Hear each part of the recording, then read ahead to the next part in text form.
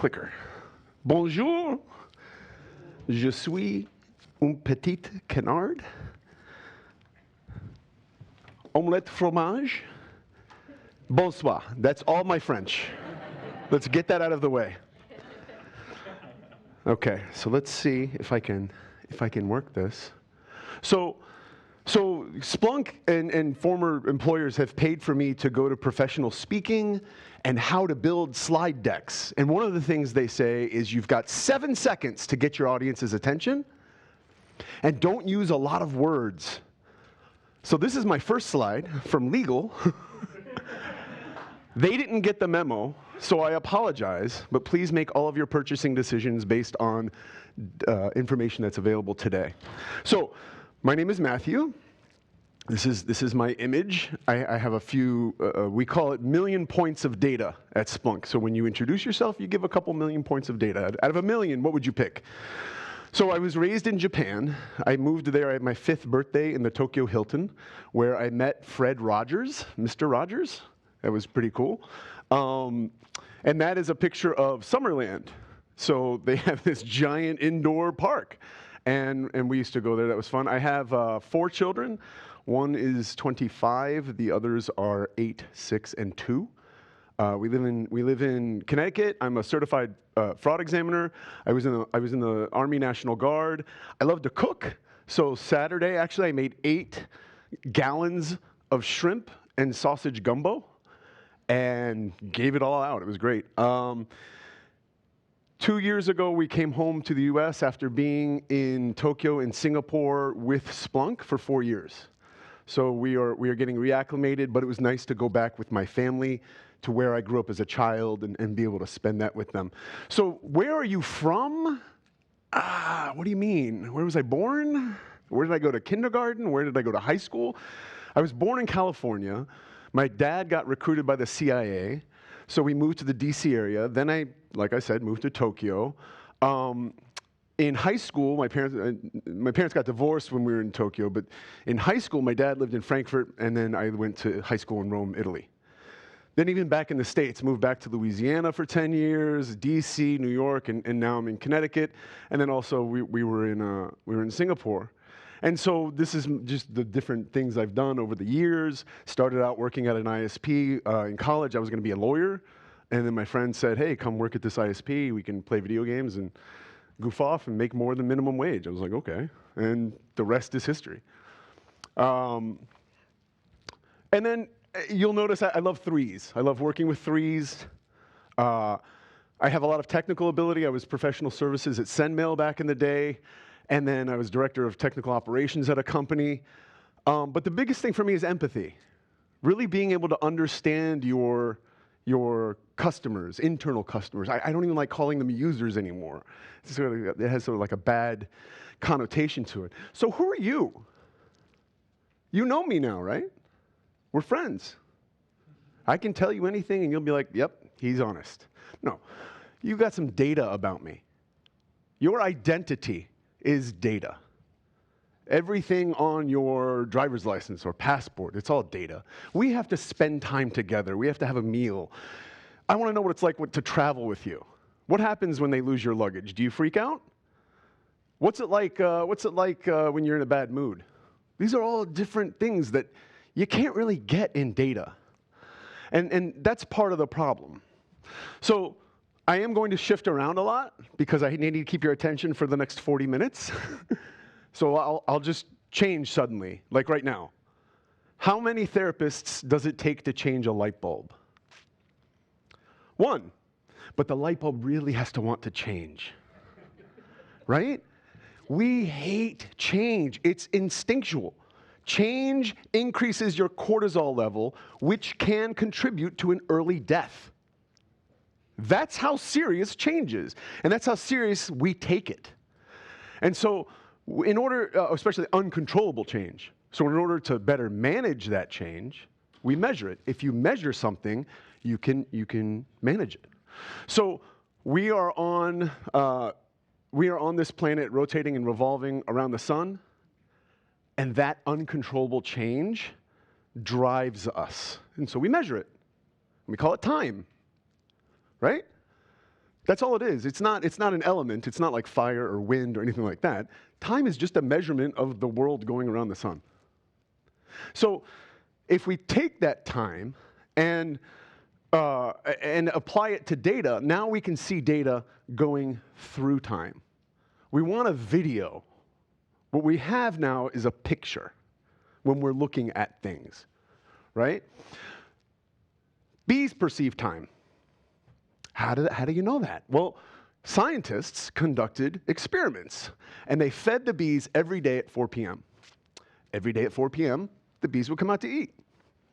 Bees perceive time. What if it's the shadows? What if it's the sun or something? Okay, great. We'll do it at dark. We'll do it in the dark. Same thing. Came out, same time. Bees perceive time.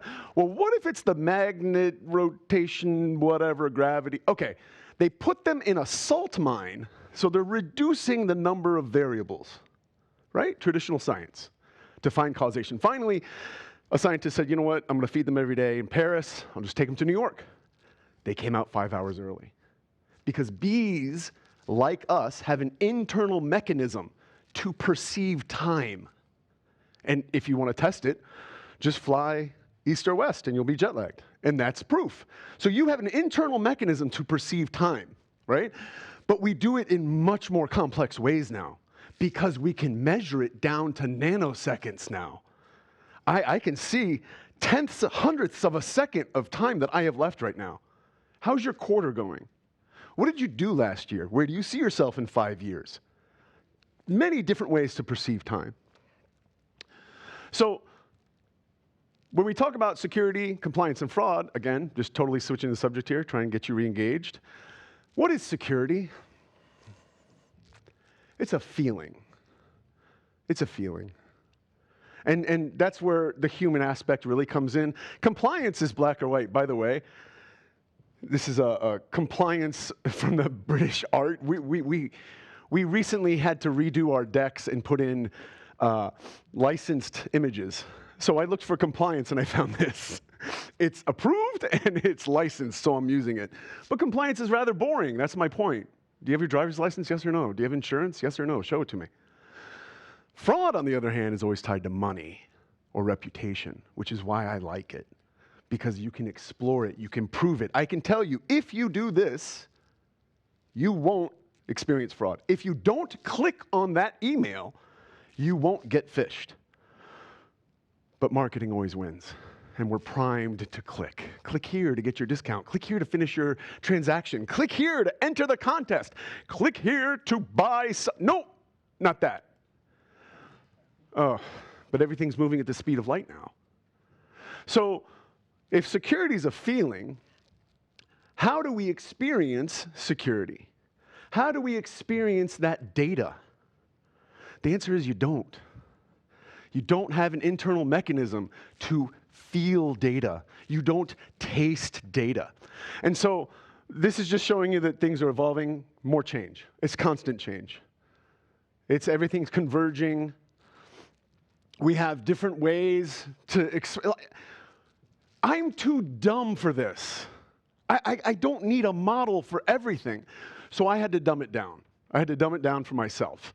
And that's where I came up with this. Because people make fun of known, unknown, unknown. Oh, that's dumb. No, it's real. So to break it down for my brain, I travel a lot. Pre-security, known knowns. I know I need my passport because I'm going out of the country. I need my boarding pass. And then maybe some extra things, my headphones, my charger, whatever. Known knowns. Unknown knowns. I know that guns and knives, and oh my God, more than 4 ounces of water. Danger. You could drown on the plane and then all the paperwork I have to fill out. But I don't know if you have them or not, so I have to scan you. Hopefully right now in your head, you're back at work and you're listening to what I'm saying and you're going, oh yeah, those are the known knowns. But then after security, unknown, unknown. Who knows what could happen? I went into a restaurant in my local airport. They have 12 cameras in there. And I asked the bartender, I'm like, was this a credit union? Was this a bank at some point? Why are there 12?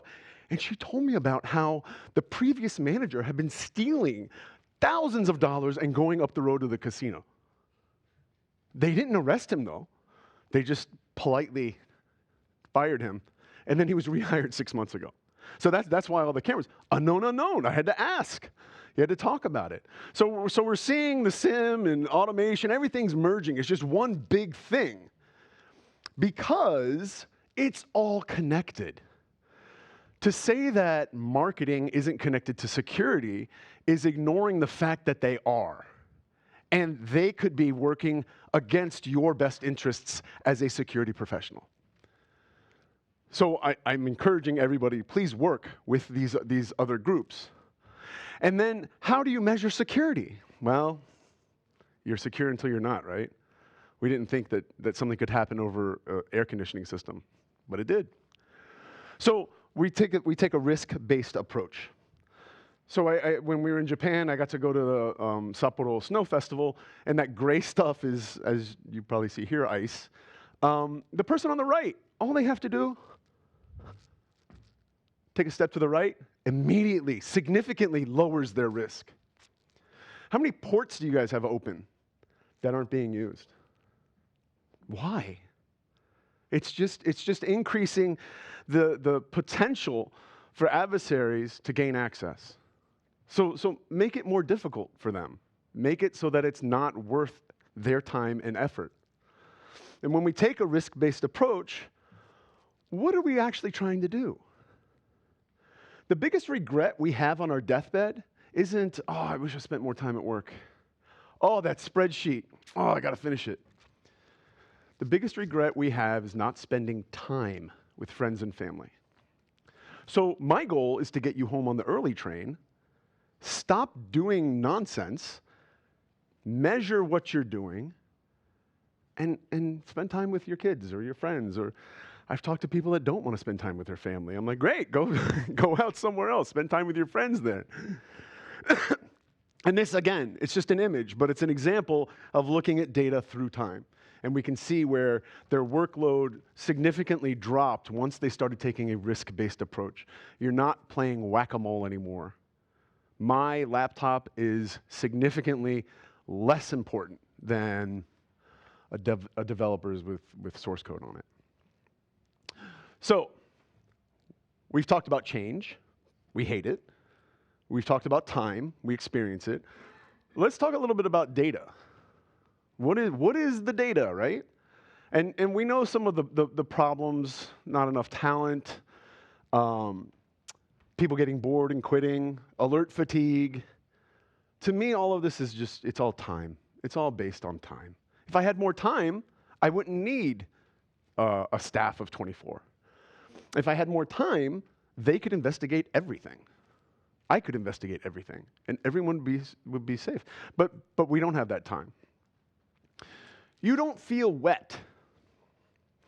What you're feeling is a change of texture and a change of temperature. That is why when you reach into the dryer and you pulled out a cold sock, you might think it's wet. Because you don't have wet receptors. So if you think of that, oh my God, wow. Also, you don't feel data. So you've got two variables with the feeling of wet. And in traditional science, we're reducing the number of variables to get to causation. What are we protecting? What are you protecting? Think about it right now. Say it out loud if you want to. What do you protect? What are you actually securing? Money. 92% of money is data. Intellectual property, data. Personally identifiable information, data. Shipping data. It's all data. Unless you're protecting like a thing, it's all data. So we're protecting data. Where is that data? I hesitate to ask because no one has been able to answer this question, but do you have an up-to-date asset inventory? This is a PDF version of my slide that's supposed to build out. So just imagine circles here. Right? Three Vennish diagrams. CIA triad, hopefully everyone in here is familiar with that. I don't need to go over that. Framework for the workforce, people, process, technology. Great, done, one and done. But then when people get involved, we have feelings and we have emotions. And we're not always acting in our own best interest. I used to smoke cigarettes. Dumb. What's the point? I just wasted a bunch of money.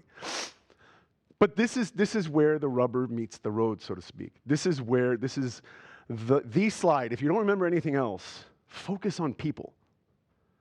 The data will take care of itself. You have to focus on people. We're the problem. I have fat fingers and I will make mistakes. I will click on things that I'm not supposed to. And so I've come up with the reverse Turing test. AI is so big now, machine learning, and everybody's just raving about it. The reverse Turing test is, do you have enough self-awareness to admit that you're dumber and slower than a computer? This is why I don't think AI is going to take over the world or anything. We will beat it with a hammer before we accept that reality. So this is what data looks like, right? We don't feel data. This is weblogs. Each stanza represents a click, and there's 82 more lines. This is one session. There's a lot of data. But marketing can say, hey, is the campaign working? And look at this data and say yes or no. Compliance can say, do we have anybody coming from North Korea to our website? Because that's not allowed. Sales, are we selling stuff? Security, are we secure? Fraud, is fraud happening? Anybody can ask questions of this one data source, this one variable, and get answers. But I want more, because in data science, we're not reducing the number of variables like the bees. I'm increasing it. I need more data. I need to find out what the heck is going on here, much like we measure time in terms of seasons or days, hours, minutes, seconds. Like, we can get very specific. Same with data. And now I can start telling the story. Now I can start doing my link analysis and find out that this customer ID is actually this person on Twitter, and they're complaining because of bad customer service, and now I can connect the dots. And I want to know more about them. You know, from a security point of view, I'm protecting data. Marketing wants this data too. And marketing wants to know, well, where are these people coming from? What kind of browser are they using? I want to know if your user agent has the word Zeus in it. And I want to know why rare user agents are hitting my app, my website, my network, whatever. Marketing wants to know what the top 50 are so they can market that way. Developers need to know what they're developing. And again, this is an animation that didn't exactly come through, but it's hundreds of thousands, of stock trades being done in thousandths of a second. The words that I am saying to you right now, your brain is processing 0.8 of a second after I've said them. So when customers say, well, I need this in real time? You want to watch the money leaving your organization? Oh, no, I needed to know before. That's predictive analytics. Now we're telling the future. And you can tell the future using the data. You just have to look at it properly. And while people have all these emotions and senses and we can do things, the machines don't. But they're gaining it, right? Being able to do natural language processing. For some reason, somebody put with AI in that scary robot dog. Like, why would you do that? So it's gaining movement, in other words.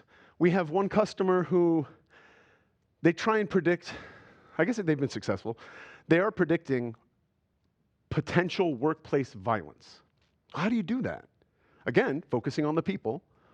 Well, what if they have sensors where their doors, they can see how the microphone can pick up on how loud the door was slammed? Is that person badging in and out of a door that they're not supposed to? We can't take in video data, but we can take in the metadata around the closed-circuit TV. So people do change. That person you hired 10 years ago who's been super loyal, maybe their politics changed. Maybe they heard something about the company they don't like anymore.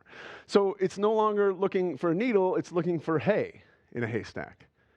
We're looking at this data and trying to figure out what the heck is going on. But people hate change. Adversaries are people, and they hate change as well. So these are all of my customers, and they're shopping. And these are on the website. These are on my mobile. These are on some app. What are they doing? Why are these two people, these two dots out here? It might not be fraud. It might not be a security event. I've seen stuff like this before, and it's miscategorized. One bank account was categorized as a commercial account. Should have been a retail account. Okay, get rid of that. Now we've got better data now. We have data that has more integrity because data defines reality. I am here today because of data.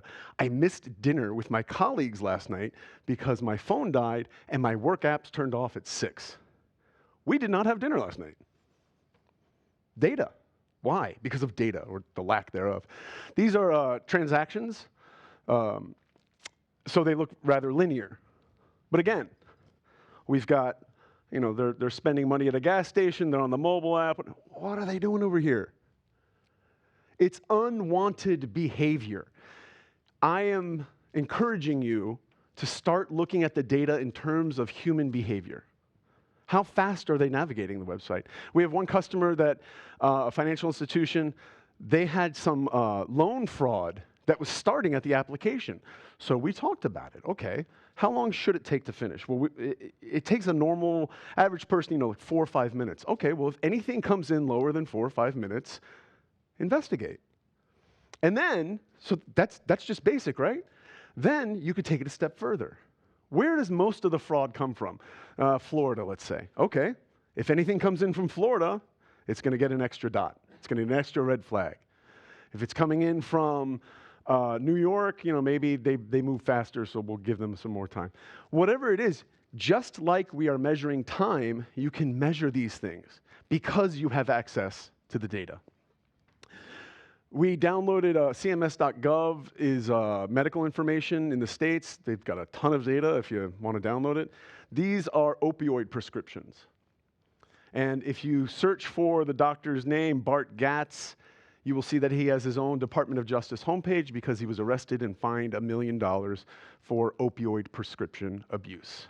There's a pediatrician in this data set somewhere that prescribed more opioids than the state of West Virginia could handle. It's crazy. And some of them have not been arrested, but we did this in about 3 hours. We downloaded it, put it in the Splunk, applied machine learning, took 28 different variables, reduced them down to 3, and plotted it in 3 dimensions, which is how our eyes have evolved to see in 3 dimensions. 2 variables plotted on an XY axis is correlation. You have to have a third point to make it causation. Then you can stop playing whack-a-mole and actually go after these things. And bots and applications and apps and marketing campaigns, they're all built by people. So they'll have some sort of signature too. I want these bots scraping my website. They put me at the top of the search engine. But why is that, and this is an actual case, why is that Russian bot downloading all the PDFs to my products? And we blocked it. It was coming in every 3 seconds. We blocked it, and they switched IPs, and they had it coming in every 5 seconds. You can't really mimic human behavior like that as well, because as much as we like to think that we're all unique, fragile, we're not. We all woke up, had some caffeine, took a shower, brushed your teeth. Maybe you missed your coffee today or whatever. There's variations, but for the most part, we visit the same websites. We do the same things every day. But now that I've got more data, I can connect these things. And now fraudsters, for example, rarely work alone. And that's why you might have a knowing or unknowing insider threat. But now I can form my clusters and my groups, and now I can organize everybody, and I can see who's talking to whom, where the money's going. I can literally follow the money now because it's all data. And so what's behind it? Let the machines do the heavy lifting with all that data. It's just math. What's your appetite for risk? You personally, what is your appetite for risk at work? What is your group's appetite for risk? And then what is the organization's appetite for risk. Those things should be in alignment, and you can just use math to figure it out. How far is that point from my level of appetite for risk in a 3D plane? And so this is my vulnerability slide. I should have failed physics when I was in high school. And the only reason I didn't, I got a D, because the teacher was, the teacher mid-year quit, and we had a new teacher, and I wouldn't have graduated. So as an adult, I've been educating myself on physics. And I came across this Galton board. And what it does is, the ball bearings, I think I might have one in my bag if I can show you later. The ball bearings go through the triangle and end up in the curve every time, without fail. So if that curve is my appetite for risk, anything that falls outside of that curve, I'm going to go after. Anything inside the curve, I'm okay with for right now. And so what's in the triangle is just more math. Gross oversimplification of your marketing campaign, app, network, website. But it's worth looking at. If you can design something with security in mind, working with marketing, working with the developers, working with your engineers, stop being the no department. I've been telling CISOs to send your people for training, send them to improv training, because you're not allowed to deny the other person's reality. And we are famously the no department. Hey, can you open this port? No. No. Can we change the price? Nope. I don't want, because I hate change. We're not changing anything. You're not getting any ports open. Instead of being that group, we can finally be yes and. Yes, but. Help me understand more. Figure out what their problem is, and we can solve it together with math, with the data, and with security in mind, so that we have that feeling of security. And so, DevSecOps, basically. I mean, we keep on coming up with these words and classifying things. Let's just get back to being human and working together to create a safe environment for our external and internal customers to be able to operate. So in looking at things from a physics point of view, I am exploring things like, we're working, one of our partners is Quantum Computing Inc. Could two quants be entangled and they are carrying the same data? So now you've got high availability, you've got redundancy in your data center for your website, app, everything, in a quantum way. Could you do something like that? And so one of the things I came across was Zipf's law. And it's basically the 80-20 rule. 20% of what you do accomplishes 80% of the goals. 20% of the people actually do 80% of the work. That whole thing, I got fascinated by it. And so we have the complete works of Shakespeare as an app, and you can do whatever you want with the complete works of Shakespeare. And one of the things I did was, if you look at it, the word the, and this is just a made-up chart, but the word the appears the most times. The letter A appears half as much. The next half as much. And it makes this long tail in the complete works of Shakespeare. Also in German. Also in Japanese. Also in French. It's in literature. It's everywhere. Zipf's law basically is a reflection of human behavior. We, like electricity, will take the path of least resistance. We will contract words so I don't have to say it. I will say ROI instead of return on investment because return on investment is just too much to say. We're efficient. And our language shows that. Our behavior shows that. So if you're looking at a corporate document, the annual letter, the more difficult it is to read, the more likely that there is fraud. I know, doesn't make sense. I'm like, what? It's because somebody's putting in too much effort. It's not being written just sort of organically. So my point with this, though, is to show you that we are doing some thought leadership. We're looking at things a different way. And things that you might not consider, like HVAC data, to be in your wheelhouse, could be. They can make your job a lot easier. You just need to get to the data.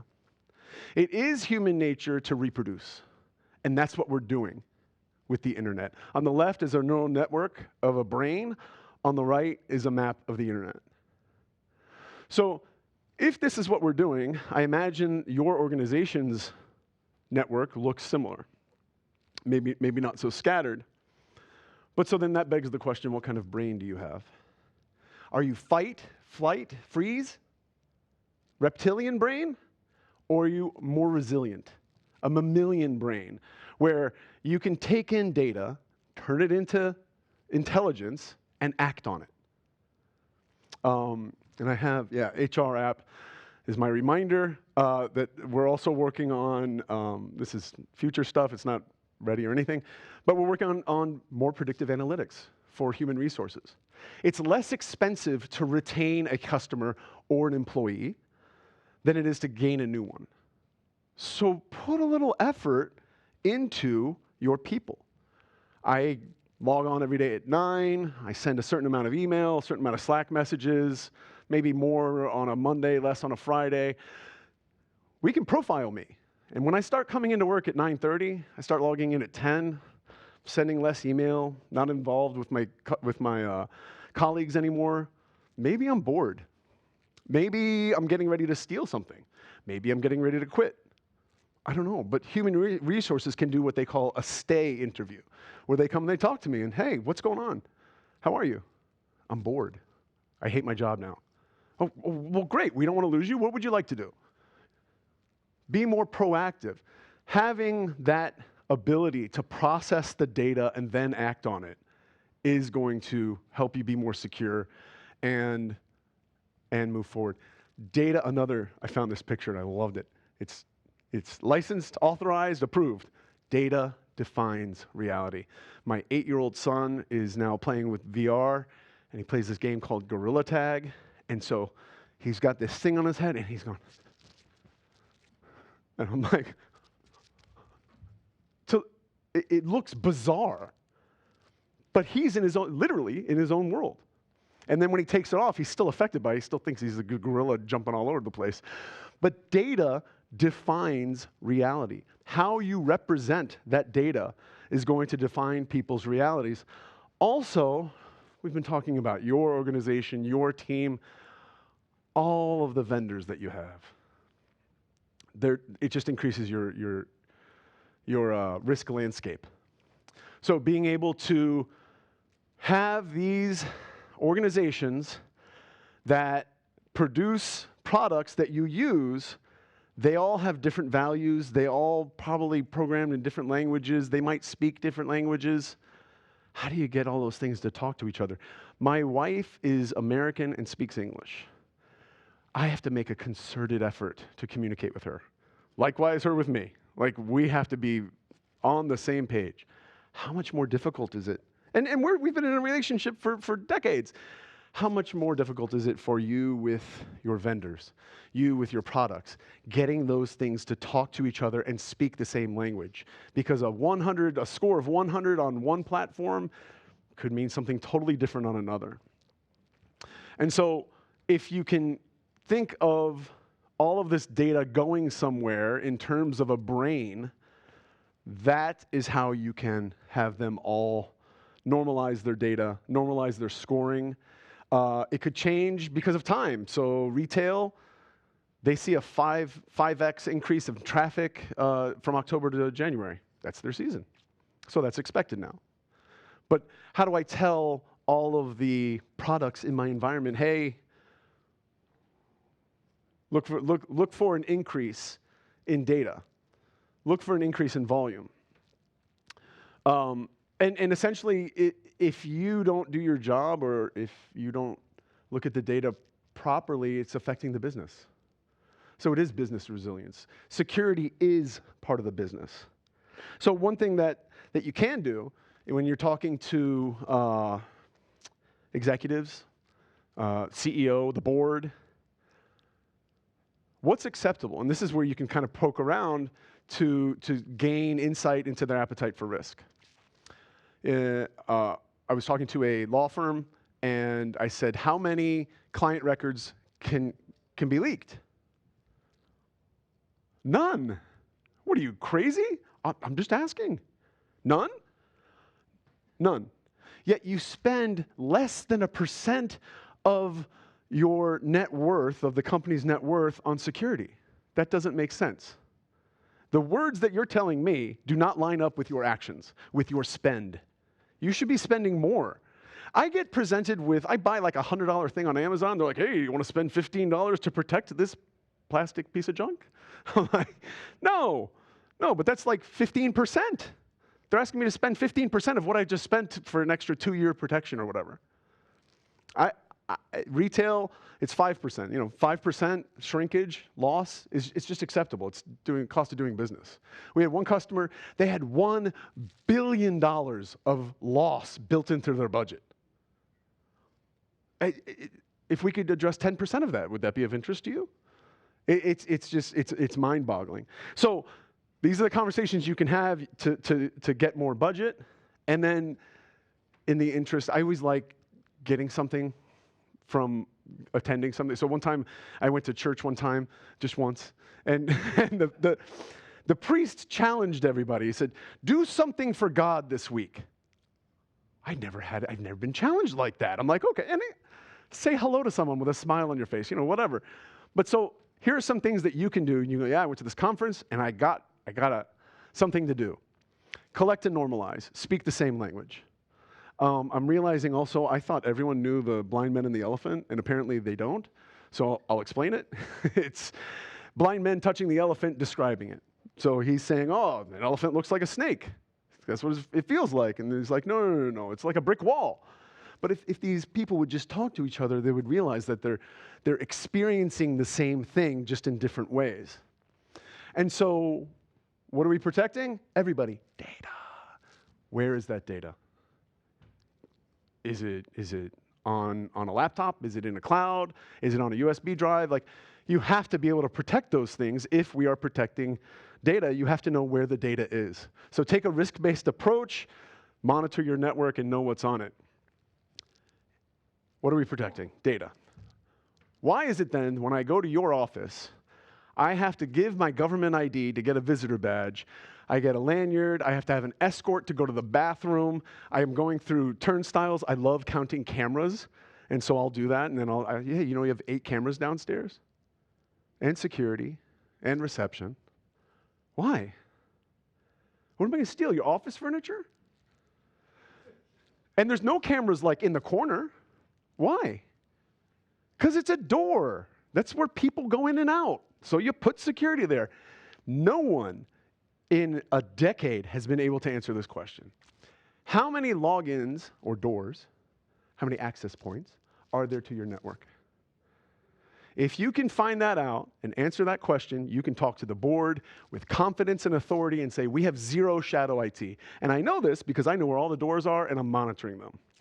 And if somebody tries to open a door, somebody tries to open a port, or you start seeing key value pairs that are identical, so there's 1,000 users, 1,000 password uses. That's indicative of a door. What are we protecting? Data. Where's that data going? How is it moving out? Ingress and egress. Your doors and windows. This is an approved, licensed picture, and I love it because it's got Windows and it's Microsoft. But FTP, DNS, cloud services, USB drives. How is this data moving throughout your infrastructure? By the way, healthcare data, 10 times more valuable than money data. Just is. I'm driving down the road. I need to know, is it raining? Do I need my windshield wipers? What's the speed limit? Am I in a school zone? You need external data as well.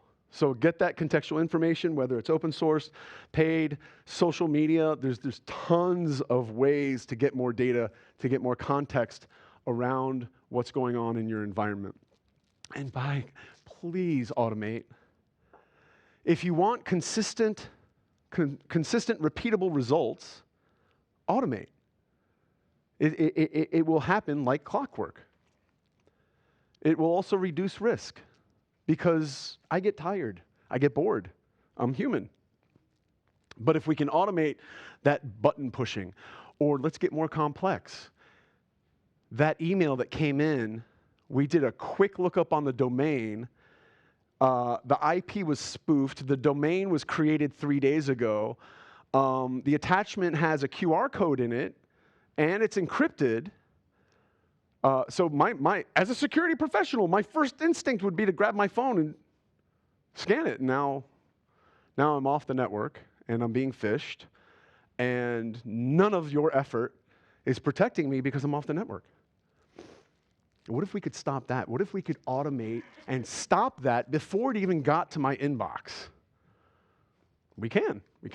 Then we can talk about also approved license. So the character is totally off topic. How the character is copyrighted. The image of Hal is not, however. Then we can start talking about machine learning.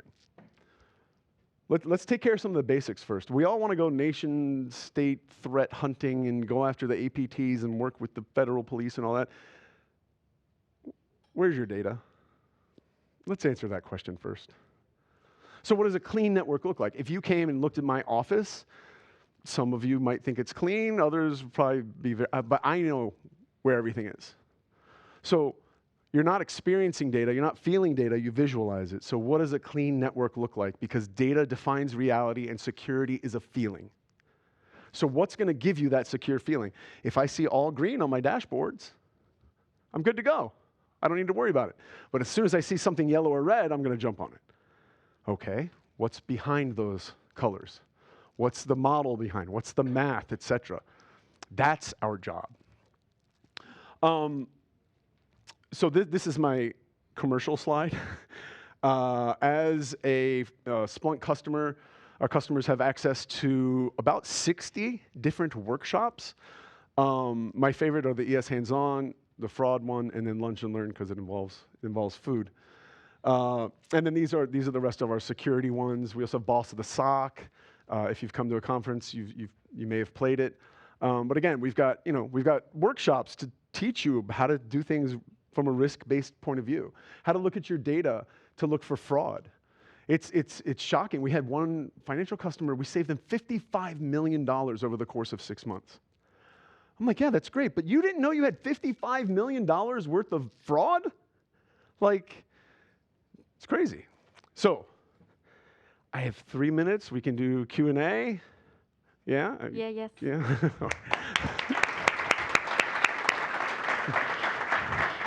Thank you. Thank you very much. I've got more examples if you want to look at some dashboards. Yeah. Take time. So these are just 4 different examples of ways that we help some financial customers. More dashboards. More looking for the anomalies in incoming web requests. Bot detection with machine learning, looking to see if domains were dynamically generated. There's ways that we can do that. And then also account takeover is the number. Fraud happens when security fails. The reason that they're going after all those credentials is so they can commit fraud. So really, security is the first line when they're coming after the accounts. Looking at things from a geographic point of view, we have one customer, they just block the entire world. They don't do business outside of the US, so they're like, we don't care. And then, of course, looking at velocity. So how fast these are being done. When I log into my bank, I log in, I look at my balance, I cry a little, pay a bill, maybe check loan rates, I don't know. The fraudster will log in, add bill pay, empty account.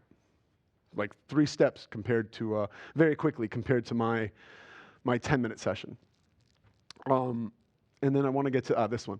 This is over 50 different data sources. This entire dashboard is dedicated to fraud. And this is the customer that we saved them $55 million over the course of 6 months. So yeah, just more real-world examples to have some sort of, so you take me seriously. Thank you very much. Now we can take a couple questions. If someone has questions here, do we have questions online? Well, for me, statistics has never been more interesting. Ah. Well, thank you for your time. Yeah, we have a question. Maybe a quick question about AI. So what's your view on AI? Is it like over-expected expectations, like over-inflated expectations? Does it have a problem? Because I suppose you have an opinion on that. Yeah, no, okay, so my personal opinion, I like the Turing test. You know, if AI can trick a 13-year-old, okay, I'll call it AI. Also, on a personal note, can AI pick up on sarcasm? You know, these little human things that we may not know ourselves.